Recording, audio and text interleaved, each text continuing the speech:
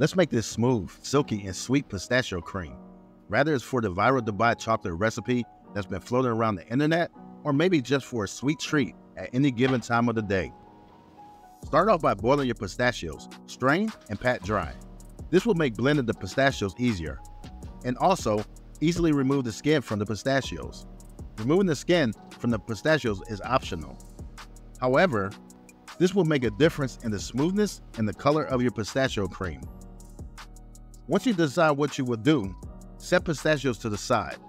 Next, for the white chocolate cream, add milk, white chocolate chips, butter to a pot, and stir at low heat until white chocolate and butter has melted and your cream is smooth.